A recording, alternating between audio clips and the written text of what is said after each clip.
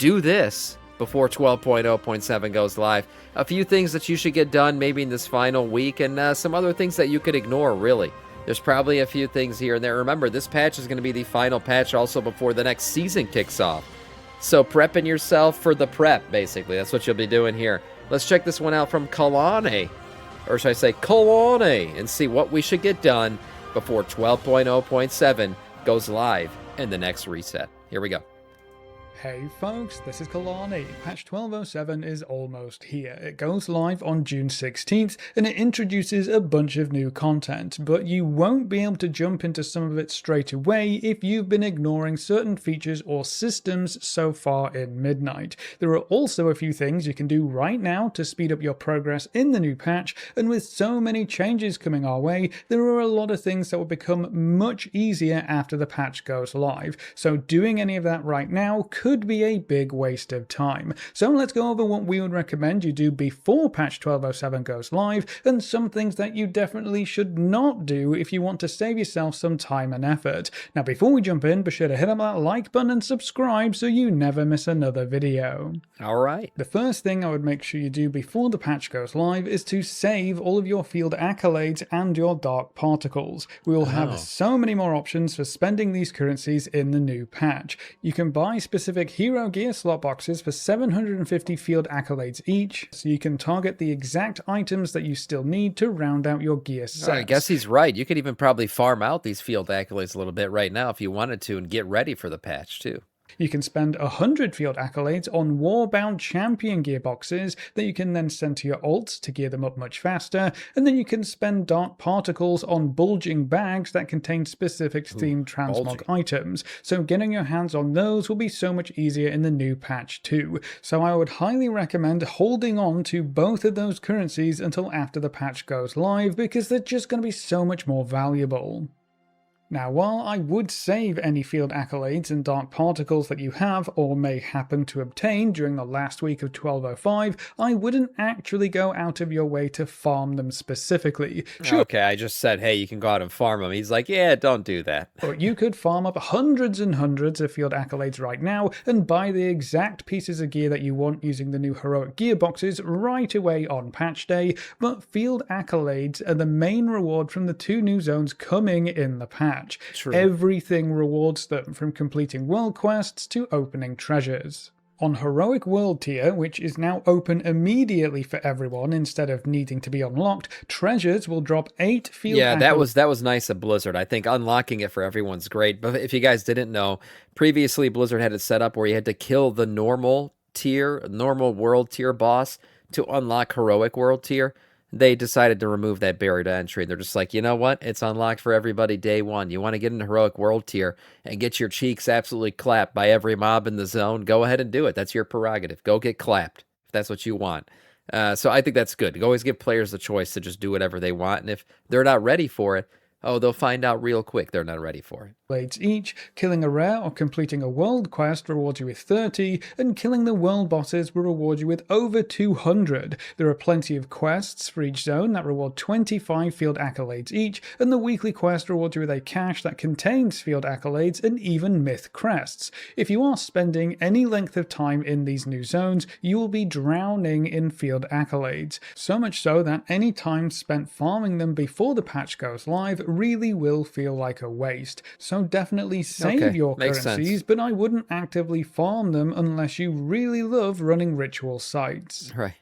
Now, if you're still not in full hero gear, I probably wouldn't worry about gearing up until the patch hits. Being able to buy specific pieces of hero gear would be better than almost anything you can do right now if you aren't taking part in Mythic Plus dungeons or the raids, and the best sources of field accolades are going to be in the new patch. So whether it's the random chance for hero gear at the end of your delves, the random hero gear in your weekly vault, or the random hero gear field accolade boxes, it's all random. So there's no guarantee of getting an item you actually need, and it's all going to take much longer when compared to farming field accolades in the new patch. So I wouldn't worry about gearing up if you're not already in full hero gear. Makes sense. I mean, the 0.7 patches are always really good for gearing up, especially for alts and everything, because Blizzard knows it's the final patch leading into the next season. So they purposely put in all these catch-up mechanics, all these ways to get gear, especially, to get people who maybe didn't play the beginning of the expansion caught up as well so they can join in the next season. If you have no need for heroic gear, the field accolade rewards probably won't interest you too much, but the loot from the new raid probably will. The Sporefall 1 boss raid drops some of the best loot in the game, up to item level 298 on Mythic, and this raid actually has flex Mythic difficulty, so you can take 15 to 25 players in, and the fight will adjust like any other difficulty does. That should make it easier to kill for more guilds or players, but especially easier to pug. So it's not a bad idea to have a peek at the boss journal on the PTR to see what abilities we have to work with and how the fight plays out. I'll tell you exactly how Rotmeier works. He's got ads. He's got 2 types of ads. You got to keep the ads separate, kill the ads, and then kill all the other ads, and then kill Rotmeier. He's like an ad-based fight where you got to constantly keep these 2 different groups of ads separated from each other, or they cross-pollinate, as the ability's called, I believe. So it's an ad management fight. It kind of looks cool. We'll see how it actually feels when we're doing it.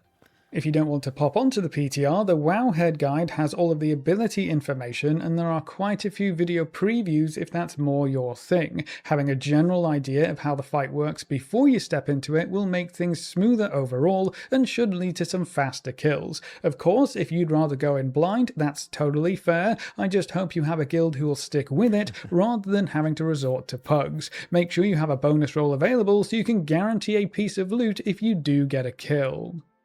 With this new gear being some of the best available for the rest of the season, you may be wondering if it's worth holding on to your bonus rolls until you can get in there and take down Rotmeier. Each bonus roll guarantees you a piece of awesome gear, right? Well, yes, but we will still be able to pick up 2 rolls per week throughout patch 1207. There are also new ways to earn bonus rolls. There's a quest to take down Rotmeier on any difficulty that rewards 1, which means everyone should be able to grab an extra Nebulous Void Core even if you only clear the raid on LFR, and then there's a quest for taking part in ritual sites that rewards a bonus roll too. So bonus rolls are actually more plentiful in patch 1207. So while you may want to try and roll on Rotmeier every week to get those souped up rewards, you don't have to worry about holding onto your bonus rolls to make that happen. Feel free to roll on whatever you want. We'll have plenty of bonus rolls to use in patch 1207, even if you start the patch with 0.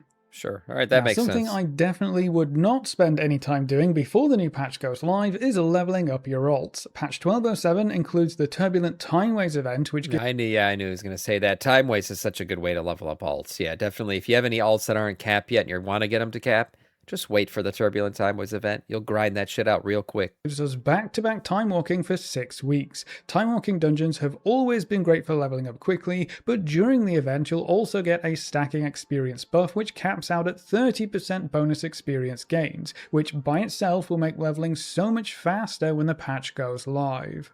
But another huge change in 1207 is that several one-time or weekly quests will see massive increases to the amount of experience they reward. Delve one-time quests were almost doubled up to 140,000 experience each, and weekly rep quests, prey hunts, and dungeon quests all had their experience increased by a huge chunk as well. I forgot about this. This is crazy, like 5 times the XP coming from all this stuff. So yeah, you're totally gonna, leveling is gonna be like nothing. Blink of an eye, you sit in one setting and you're gonna get this stuff to cap level on all your alts. Well, which will make leveling so much faster in 1207. So I would personally wait for all of these changes if you still have a few alts to level up.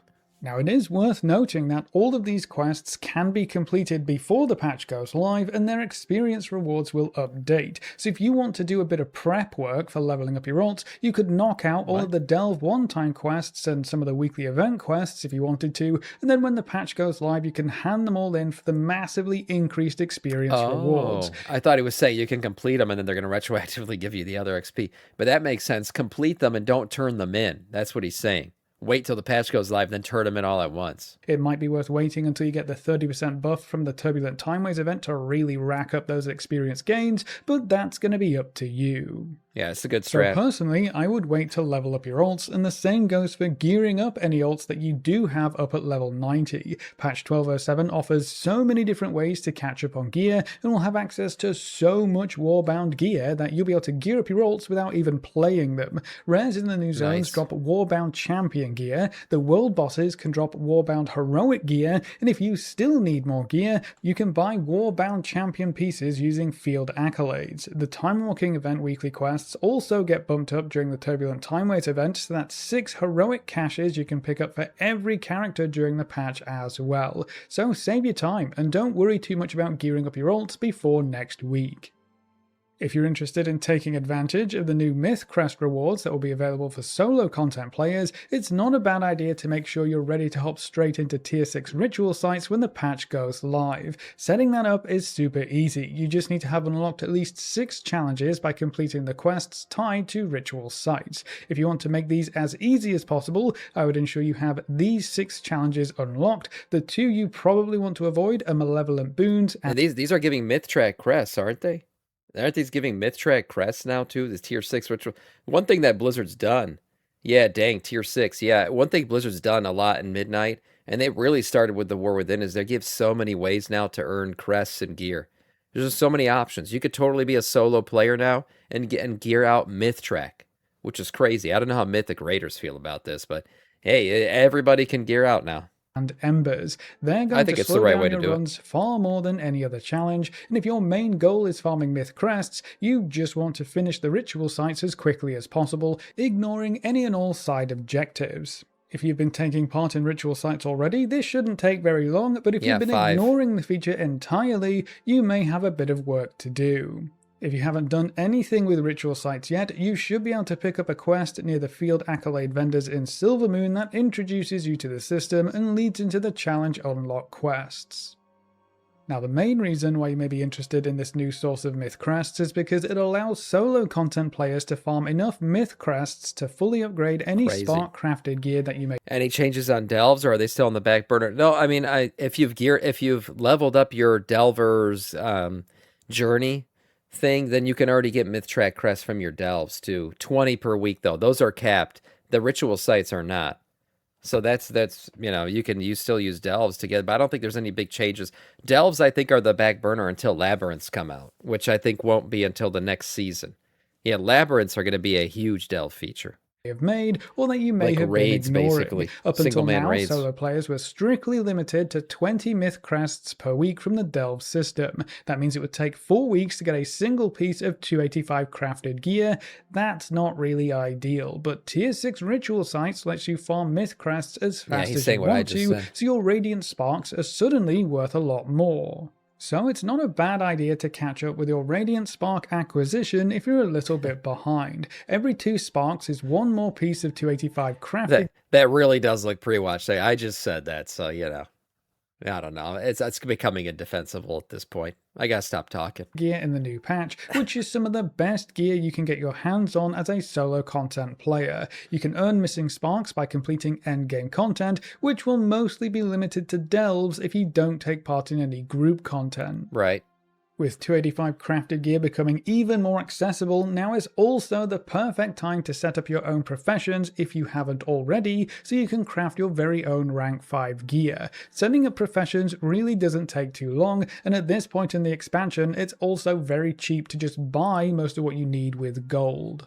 For most gear slots, you just need to get to around level 50 in your chosen profession, unlock the appropriate specializations for whatever you want to craft, make sure you get as many first-time craft bonuses as you can afford, pick up all of the one-time treasures scattered around the Midnight zones, buy up some of the Midnight profession equipment, preferably the rare or blue ones if you can afford them, and spend your profession knowledge points in the trees that boost your desired craft. You should also keep an eye on your NPC work orders page because at this point you'll have an insane number of catch-up orders available to you. They just take a little bit of time to refresh, but that can be a very easy way to earn boatloads of profession knowledge to reach rank 5 crafts quickly.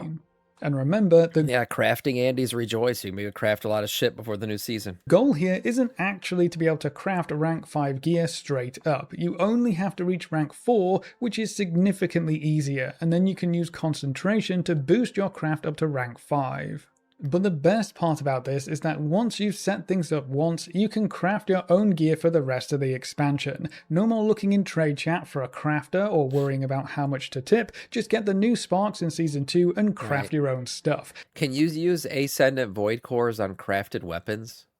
Okay, I would assume you can, otherwise they're kind of like, what the hell's the point then? But I would assume you can use an Ascendant Void Core and a crafted weapon. Yes, you can. Okay, good. That's good to know. And then you can do it again when Season 3 rolls around, and when it's time for a new expansion, at least you'll know exactly how it all... This is fucking chat. This is chat. See, yes and no at the same time. What the hell? I'm assuming it's yeah, maybe. Okay, all right. Thank you, chat. I appreciate that. Works, so you can set things up even faster next time. Assuming they keep the same profession system in the last Titan anyway. I finally just got around to sorting my jewel crafting out, so at this point I can craft almost any piece of gear at rank 5 that my main few characters could ever want. I swear, I could ask what color is the sky, and I'll get 15 different answers. The first person will say blue, and then it'll follow up with every other color in the rainbow. And I'll have to just fucking figure it out. I'll have to look outside, because the chat's not going to help.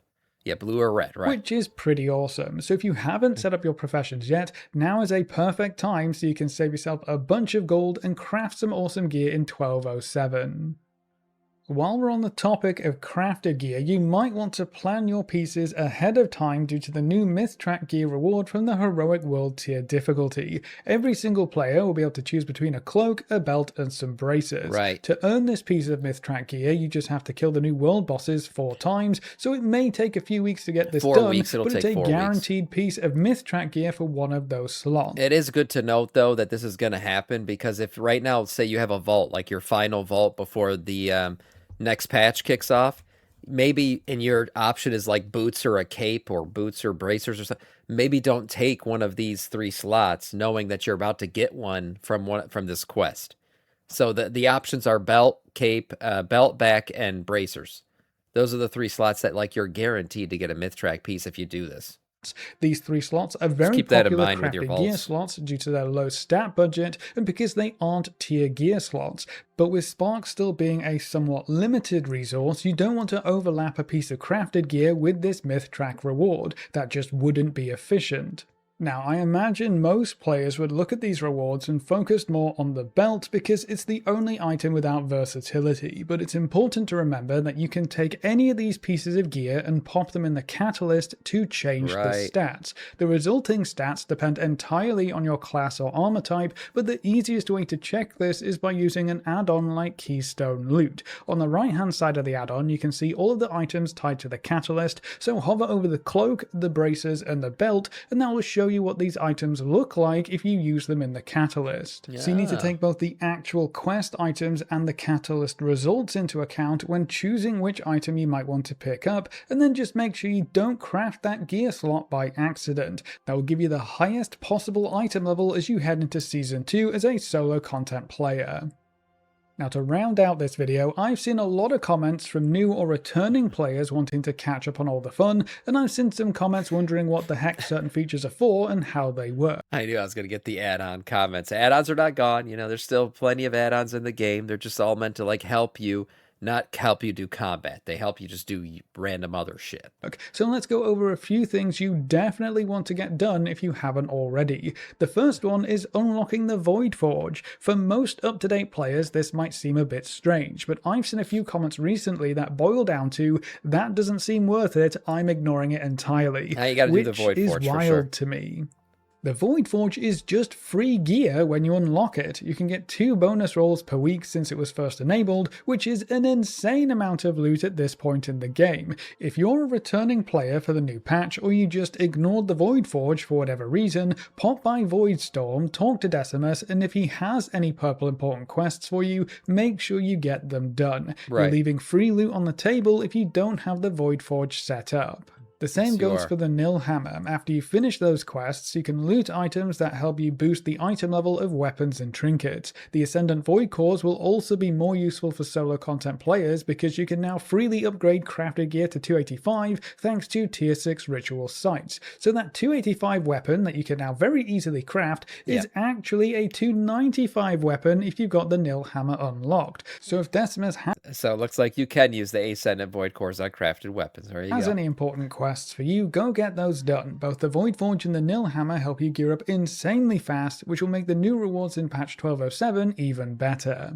But that's everything we would recommend you do before patch 1207 and some things that you can totally wait on. So that's it for this video. What are you going to be working on in the last week of patch 1205 and what are you most looking forward to in the new patch? Leave all your thoughts in the comment section below. A big thank you to all of our supporters over on Patreon and to all of our members here on YouTube. You can see their names on screen. If you're interested in supporting the channel, you can find links in the description or click the join button just below the video. If you enjoyed the video or found it useful in any way, make sure to subscribe and ring that notification bell so you're always kept up to date. Thanks for watching, folks. Good luck and have fun, and as always, I will see you next time. Yeah, good video for sure. I didn't realize the field accolades were, I don't know why I didn't register. Of course they're going to carry over, so yeah, save them right now.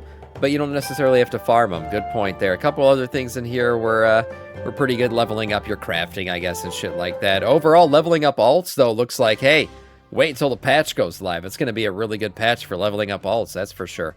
Nice one overall here from Kalani.